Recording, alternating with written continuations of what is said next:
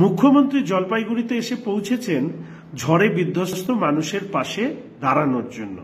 কিন্তু সত্যি এই তাড়াহুড়ো করে আসবার পেছনে এটাই কি কারণ, নাকি প্রধানমন্ত্রীর নির্দেশে যখন মাননীয় সাংসদ জলপাইগুড়ির ডক্টর জয়ন্ত রায়, বিরোধী দলের মুখ্য সচেতক বিধায়ক শ্রী মনোজ টিগ্গা, ময়নাগুড়ির বিধায়ক শ্রী কৌশিক রায় সহ ভারতীয় জনতা পার্টির সাংসদ বিধায়করা ঝড়ে বিধ্বস্ত মানুষদের পাশে দাঁড়ানোর জন্য ঝাঁপিয়ে পড়েছেন, নির্বাচনের মুখে দাঁড়িয়ে মাননীয় মুখ্যমন্ত্রী তাড়াহুড়ো করে জলপাইগুড়িতে এসে পৌঁছেছেন।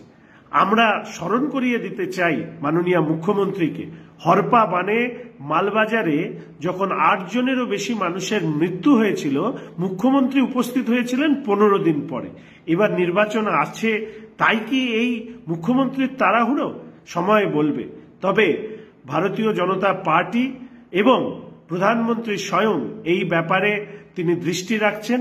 ঝড়ে ক্ষতিগ্রস্ত মানুষের পাশে দাঁড়ানোর জন্য প্রধানমন্ত্রীর দপ্তরের থেকে ইতিমধ্যে নির্দেশ দেওয়া হয়েছে এবং তার সাথে সাথে আমাদের সাংসদ, বিধায়ক তথা ভারতীয় জনতা পার্টি ক্ষতিগ্রস্ত মানুষের পাশে দাঁড়িয়ে তাদের উদ্ধারের কাজ থেকে শুরু করে তাদের পুনর্বাসন এবং সমস্ত বিষয়ে যুদ্ধকালীন তৎপরতায় ময়নাগুড়ি অঞ্চলে ধারাবাহিকভাবে কাজ করে যাচ্ছে।